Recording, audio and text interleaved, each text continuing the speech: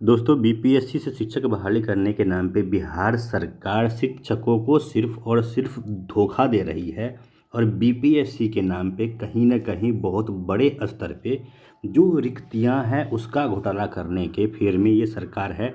आइए मैं आपको दिखाता हूँ कि आखिर 6 to 8 में जब हजारों की संख्या में रिक्तियां हैं, फिर यह जो सरकार है सिर्फ 1100-1200 सीट ही क्यों दिखा रही है। इतना ही नहीं, आप लोग को मैं दिखा रहा हूँ आज के समाचार पत्र के माध्यम से जो न्यूज़ छपा है उसमें ये बातें कही गई है कि न सिर्फ 6 to 8 में बल्कि 1 to 5, 9, 11 और 11-12 हर जगह हजारों की संख्या में जो सीट है वो रिक्त है। फिर भी पेपर के माध्यम से बार बार इतना कम सीट दिखाना इस बात को दर्शाता है कि कहीं ना कहीं बीपीएससी के माध्यम से जो है सरकार सीटों का घोटाला करने के फिराक में है। ये देखिए आपके सामने ये है, आज का है, ये आज समाचार पत्र है। आप देख सकते हैं यहाँ पे डेट भी आप वेरीफाई कर सकते हैं, ये आज का ही है और यह पटना संस्करण है। इसमें देखिए जो नियोजित शिक्षक हैं और उनके सीट को लेकर के बहुत ही महत्वपूर्ण बातें कही गई है। देखिए वैसे तो इसका जो हेडिंग है उसमें कहा गया है कि सरेंडर होंगे नियोजित शिक्षकों के खाली पद।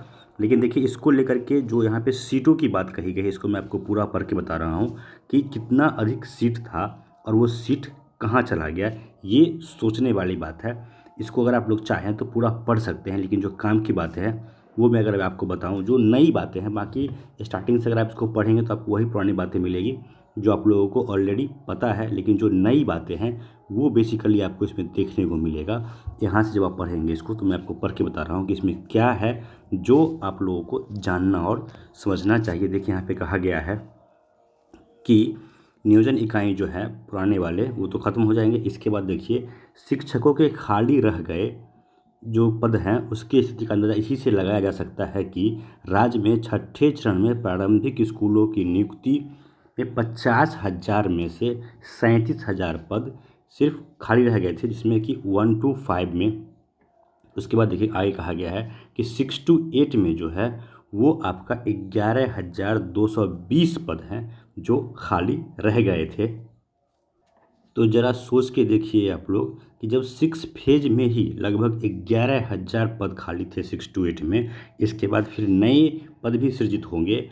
तो जो पेपर के माध्यम से या फिर जो बिहार सरकार शिक्षा विभाग कहती है कि मात्र 1200-1500 सीट ही है जो 6 to 8 में खाली है, यानी कि कहीं ना कहीं जो सरकार है ये रिक्ति घोटाला करने के फिराक में है। इतना ही नहीं, देखिए इसमें आगे जो बातें कही गई कि माध्यमिक उच्च माध्यमिक में भी जो सीट खाली था उसके बारे में भी यहाँ पे डिटेल दिया गया है। तो आइए मैं आपको इसका जो नेक्स्ट पेज है वहाँ ले जाता हूँ और दिखाता हूँ कि कितनी अधिक रिक्तियाँ बची हुई थी। देखिए इसमें आगे कहा गया है कि 32,714, यहाँ पे आप देख सकते हैं 32,714 पदों पर माध्यमिक एवं उच्च माध्यमिक शिक्षकों की नियुक्ति होनी थी। लेकिन 32,714 पदों में से माध्यमिक एवं उच्च माध्यमिक शिक्षकों के भी आधे से अधिक यानी कि लगभग 15-16 हज़ार जो पद हैं वो खाली रह गए।